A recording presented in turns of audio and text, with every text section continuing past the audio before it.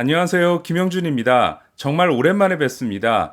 마지막으로 올렸던 영상이 류현진 선수가 홈런을 쳤던 9월 23일이니까 거의 석 달 만인데요. 포스트 시즌 때는 바쁘다는 핑계로 또 시즌이 끝나고는 개인 정비도 하고 휴가도 다녀오느라 오래 쉬었습니다. 앞으로는 잠수 탈 일이 없을 것을 약속드리겠습니다. 시즌 때는 류현진 선수가 너무 잘해서 신기하기도 하고 또 의무감에 류현진 선수 콘텐츠만 올렸는데요. 앞으로는 한국 선수에 국한하지 않고 메이저리그 전반을 다루려고 합니다. 그리고 앞으로 영상은 유튜브 김영준의 야구야구와 네이버 TV 인사이드 MLB에 같이 올라갈 예정입니다. 서두가 길었는데요. 그럼 돌아온 야구야구 지금 시작하겠습니다. 올해 메이저리그 FA 시장은 한마디로 미쳤다고 해도 과언이 아닌데요. 지난해 맺은 1000만 달러 이상 계약의 총액이 16억 2800만 달러였던 반면 올해는 시장에 아직 많은 선수가 남아있는데도 14억 8700만 달러에 이르고 있습니다. 보라스가 맺은 계약의 총액이 8억 7800만 달러니까 정말 대단하다고 해야 될 것 같습니다.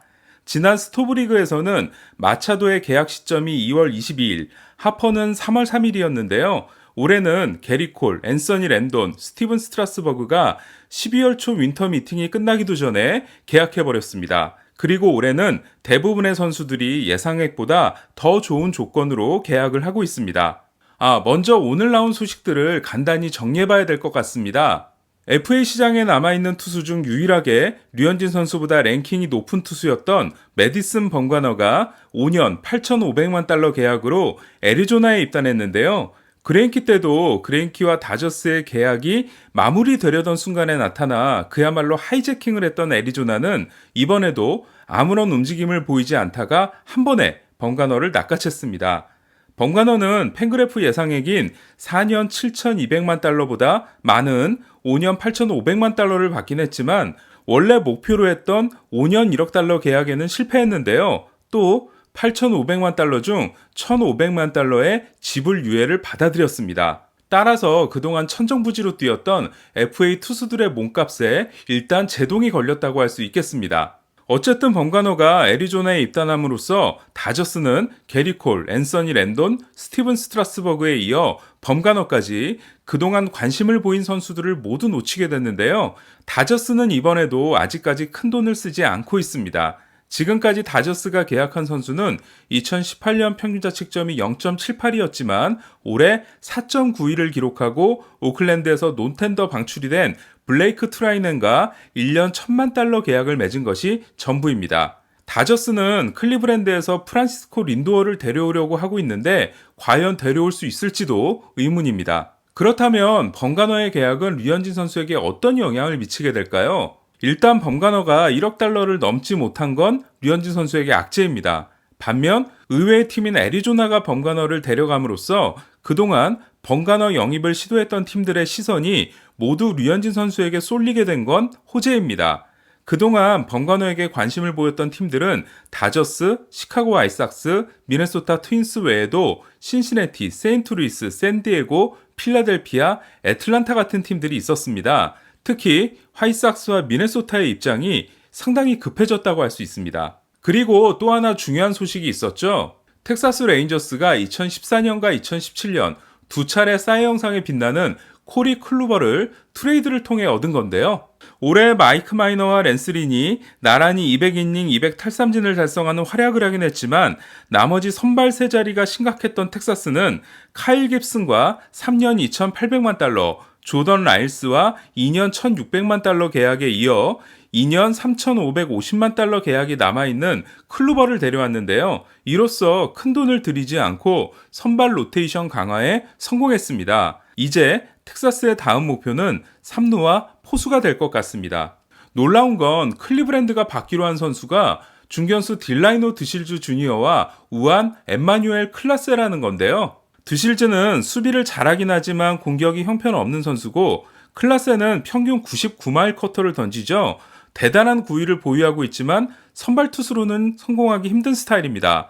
이런 점들을 감안하면 2014년부터 2018년까지 사이 영상 수상 2번, 3위에 2번 올랐던 투수의 대가로는 너무 약한 게 아닌가라는 생각이 들 수밖에 없습니다.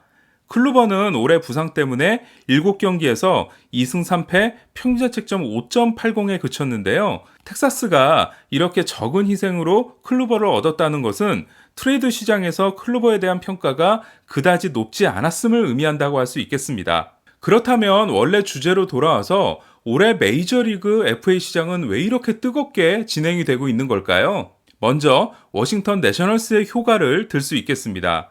지난해까지 메이저리그는 탱킹 또는 리빌딩에 성공한 팀이 월드시리즈 우승에 성공하는 추세였습니다. 2015년은 캔자스시티 로열스, 2016년은 시카고 컵스, 2017년은 휴스턴 애스트로스, 2018년 보스턴 역시 그랬습니다. 하지만 이번에 우승한 워싱턴은 과거에 리빌딩을 하긴 했지만 수년째 FA 시장에서 큰 돈을 쌓은 팀이었습니다. 지금은 해자 계약이 된 맥스 슈어저와의 7년 2억 1천만 달러 계약도 그렇고 올 시즌에 앞서 6년 1억 4천만 달러 계약으로 잡은 패트릭 코빈이 없었다면 워싱턴은 우승할 수 없었을 겁니다.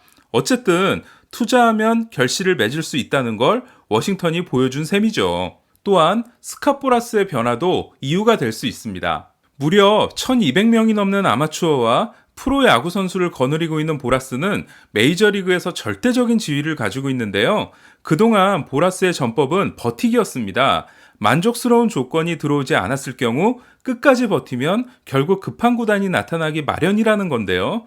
하지만 보라스는 지난해 브라이스 하퍼에게 이러한 전략을 사용했다가 실패한 바 있습니다. 이에 이번에는 빠르게 움직이는 쪽을 택했습니다. 하지만 이보다 더 중요한 이유는 따로 있습니다. 바로 사치세인데요. 메이저리그는 셀러리 캡은 따로 없지만 사치세라고 하는 제한 장치가 있습니다. 내년을 기준으로 했을 경우 팀의 연봉 총액이 2억 800만 달러를 넘게 되면 초과액의 일부를 선수들 복지를 위해 내야 되는데요. 이게 연속해서 어길 경우에는 부과율이 큰 폭으로 올라가게 됩니다. 또한 사치세 기준에서 4천만 달러 이상을 초과하게 되면 드래프트의 첫 번째 지명권이 10계단 후퇴하는 페널티도 받습니다.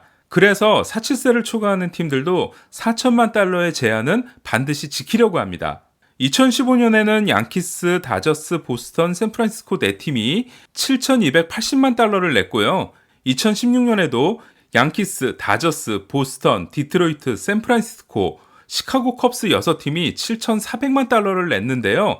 하지만 2017년에는 아무도 사치세를 내지 않음으로써 모두가 사치세 리셋, 그러니까 부과율을 최소치로 낮추게 됩니다. 그리고 2018년에는 보스턴이 940만 달러, 워싱턴이 120만 달러를 냈고요. 올해는 보스턴이 1200만 달러, 컵스가 850만 달러, 양키스가 650만 달러를 낼 전망입니다. 특히 양키스는 지금까지 3억 3천만 달러 이상을 내므로써 전체 사치세의 75%를 혼자 냈는데요. 양키스가 이렇게 사치세 리셋 이후 본격적으로 달리기 시작하면서 FA 시장에 불이 붙었습니다. FA 시장이 과열된 또 다른 이유는 앞으로 나올 매물이 넉넉하지 않다라는 건데요. 지난 겨울 메이저리그 팀들은 FA 선수를 영입하는 대신 소속 선수들과의 연장 계약에 열중했습니다. 그 결과 마이크 트라웃, 놀란 아레나도, 크리스 세일, 제이콥 디그롬, 폴 골드슈미트, 알렉스 브래그먼, 블레이크 스넬, 에런 놀라, 루이스 세베리노 같은 FA 시장에서 정말 인기가 많았을 선수들이 FA가 되기를 기다리는 대신 소속팀과 연장 계약을 맺었습니다. 특히 선발 투수 같은 경우는 FA로 나올 수 있는 에이스급 투수가 내년 시즌이 끝나면 다나카, 내후년 시즌이 끝나면 노아 신더가드 정도밖에 없는 상황입니다. 그렇다 보니 게리 콜이 9년 3억 2천만 달러, 연평균 3,600만 달러라는 투수 역대 최고의 계약을 맺게 된 겁니다. 상황이 이렇게 되고 나니까 지난해 류현진 선수가 FA 시장에 나오지 않고 다저스의 퀄리파잉 오퍼를 받아들인 건 정말 신의 한 수가 됐는데요. 만약 류현진 선수가 지난해 80이닝밖에 던지지 못한 상황에서 지명권 손실이라는 꼬리표를 달고 FA 시장에 나왔다면 정말 큰 낭패를 볼 뻔했습니다. 그렇다면 류현진 선수는 언제 계약을 맺게 될까요? 많은 분들이 류현진 선수도 빨리 확정이 되기를 기다리고 계실 텐데요. 개인적인 의견으로는 이제 급할 게 없어진 보라스가 류현진 선수만큼은 장기전으로 끌고 가지 않을까 하는 생각입니다. 앞으로도 류현진 선수와 메이저리그 스토브리그 소식을 발빠르게 전달해 드리도록 하겠습니다. 이상 김영준의 야구야구 영상으로 만나는 인사이드 MLB였습니다.